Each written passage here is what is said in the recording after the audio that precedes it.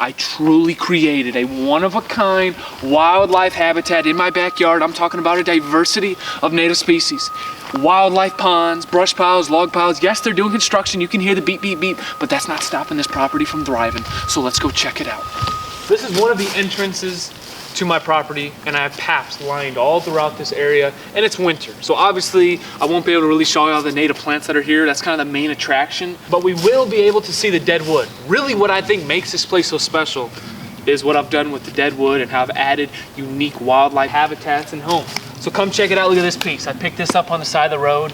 Oh, beautiful. They were cutting it down. I went there. I'm like, yo, what y'all gonna do with this? Like, we don't know. You want it? I'm like, yeah, I want it. So brought this in. Look at the mushrooms growing on it. You'll love to see it. Look at this snag right here. Oh, a snag. A dead standing tree. These are valuable. There's so much life in here. This is like a grocery store for woodpeckers. They come here, they'll live in here, cavities, and it's beneficial. I mean, look at the world of these pieces. Dead wood, surrounded by native plants. Yes, you can't tell, but we got a redbud right here. We got an elm tree. I got a white oak. I got a maple. I got tons. I got a sumac over here. I got an incredible basswood. We got a witch hazel over here, a viburnum, a cedar. I'm just naming off some of the species that are here so you kind of can get the idea of just how diverse and beneficial this place is for all life, all wildlife, and this ecosystem. Oh, it's thriving. Look at this piece, snag. What a great perch for wildlife. What a great perch for woodpeckers. Come over here. I actually have a downy woodpecker currently living in here. He is the resident.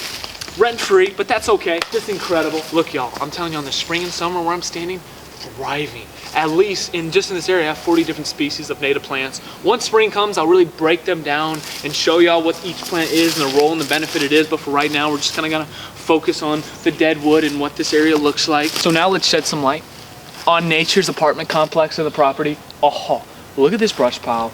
The homes this provides, the shelter this provides in the winter, especially for birds. And I have rabbits in here, squirrels, raccoon. I have 5 different types of species of squirrels here. I will name them off. I've seen the black squirrel, the gray squirrel, the fox squirrel, the flying squirrel, and the red squirrel. All have been in this property and thriving, and you love to see that biodiversity. Another view of the brush pile, you can just see. You can see it's huge, and what's incredible is most of what created this brush pile was non-native invasive plants. When I came in here on this property, I'm talking about burning bush, honeysuckle, multiflora rose, oriental bittersweet, Japanese barberry, mugwort, garlic mustard, all throughout here. I put in a lot of work, y'all, to get rid of these non-native plants. It's kind of really what brought back this ecosystem. And that's really what started these brush piles, like stuff like this. Christmas trees I picked up on the side of the road, dead wood I've seen on the side of the road, and all created this brush pile. This is a whole ecosystem in itself. Oh, you, my friend, you provide a lot of value. Y'all want to hear this? It's crazy. The snag was saved from an area that was going to be destroyed for a house that's up there. I had a pileated land on this.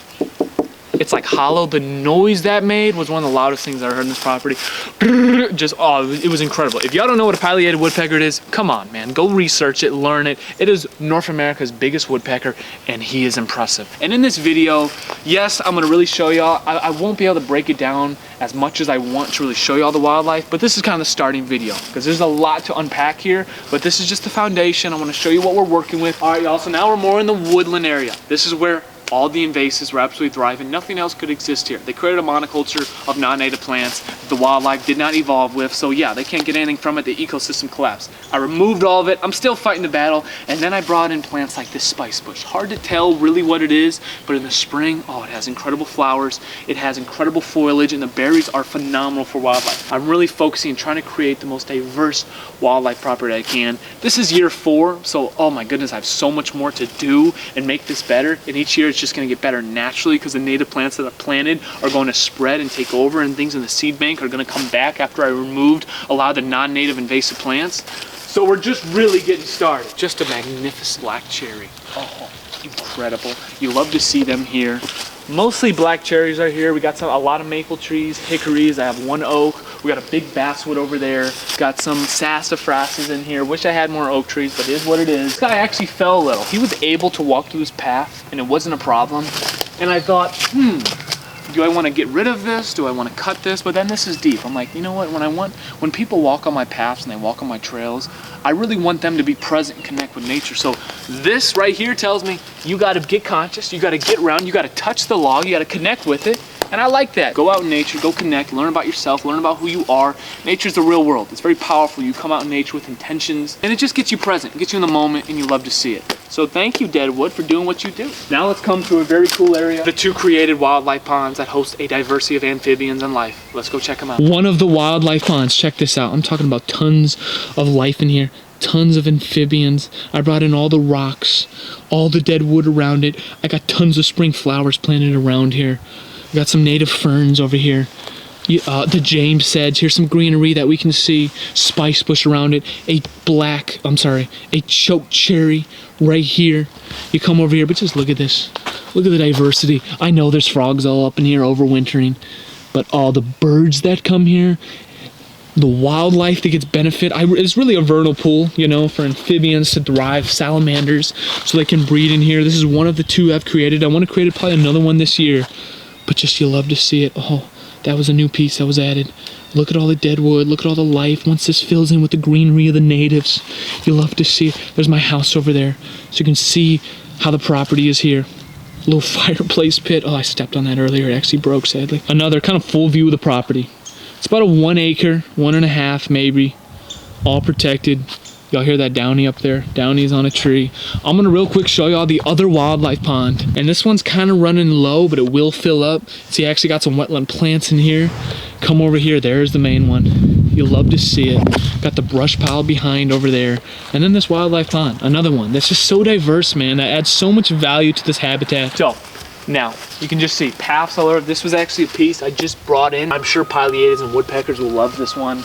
I burned this entire area, which is incredible. A lot of just non-native weedy plants are all up in here. There's wild strawberry, creeping charlies, literally a lawn grass is starting to spread in here. So burning this area, spreading native seed will really just refresh this area. Look at this incredible choke cherry right in front of me. Another spice bush I just added and was saved. The gray birch, uh-oh, if y'all seen the last video, we got a gray birch right here. I know in this video it'll be hard to really see the plants and what I'm talking about and really maybe grasping, but this is the intro. This is just the foundation. I can't wait, like I said, to do more videos of this, to really go in depth. You'll love to see it. The S&P, we're here.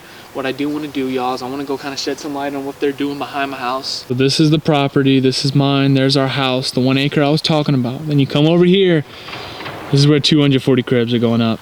So this was definitely tough, y'all. This is the woods I grew up in my entire life, exploring, learning, growing, and just to see it being taken down is definitely a tough process. You know, the first 3 days where they really came in and just ripped everything, it sucked, man, and it hit me very hard, you know. But I've done some healing, and I have that higher perspective of understanding that, of course, it's supposed to happen, right? I understand I have a powerful nature mission and purpose, and of course I'm supposed to go through an experience like this. This is really lit in a fire within me that will not be put out. But it is what it is. You know, that's why this property is so important to me. That's where I really put so much love and heart into this wildlife habitat. But you'll love to see it. I'm grateful for y'all's support. Hit that subscribe button. I have not said that yet. I lost my videos like, oh, maybe I should say that. So that would be appreciative. If you want to like it, wow, that would be incredible. So let's do it. Let's go. I want to shed some little more light around my house where I have a little more sun. The videos, they're going to get better. They're going to be more in depth, more detailed. But this is kind of just a foundation video. Just talking about the property. It is winter. Wait till spring and summer. It's going to be thriving. To the nature out here. You are the ultimate sacrifice. You know that. I'm grateful for y'all. I'm so grateful for the experience I've had out here. And anything that dies, come on over. The energy will be transmuted into my wildlife property, the S&P. Powerful. This area over here, oh, this is where a lot of diversity of plants are.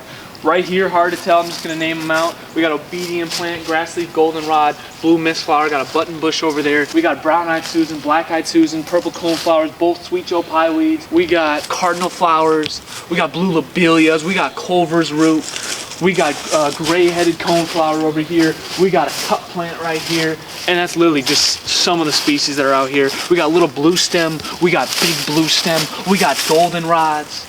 We got just diversity, man. And that is what really makes this such a diverse and unique property. Add native plants, the number one thing anyone can do for the planet. Number one thing anyone can do for nature.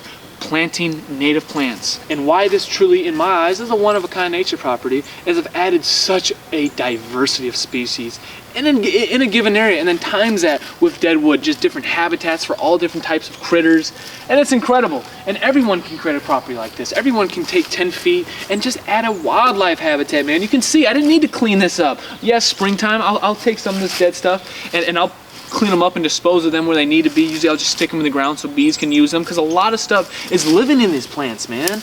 Like, these are powerful areas for bees and stuff to overwinter, and we just dispose of everything. We clean everything up. Like most of our houses, bro, wildlife cannot exist. Literally no life can exist, and this is the main impact we can make. If everyone make different decisions, bro, that's a solution. Now all of a sudden we can have nature where we live. We can coexist like we were meant to be, and not have these lifeless ass landscapes where we live. All right, y'all, I hope you really enjoyed this video. I hope maybe you learned something about nature, and man, I love this area. You know, I've learned so much about being in here, hands-on work. I've learned so much about nature, but I've also learned so much about myself, the nature of who I truly am. And that's what nature can do for us, man. It's the real world, you know, and you can come out and you can focus and make an impact on something greater than yourself. Like, we really underestimate the power we have to really help wildlife and biodiversity in our own yards. If you want to save the world, start in your backyard, and that's what I've done. And I've seen the impacts just I've made, and it's unbelievable what we can do. Again, this video maybe didn't go in depth about everything that's really here. It was kind of the sum and the overview, but I really hope you enjoyed it. I hope you can see the love I have for just wildlife and nature. I can't wait to keep spreading this message, to keep inspiring and educating the world, because nature needs it right now, man. Nature's the best thing in the world. It's most creative, and we can't live without nature, and we are a part of nature. So let's understand our role. Let's come back. Let's bring habitat back, native habitat. Let's go connect with nature. Thank you, nature. You're incredible. Blessings, folks.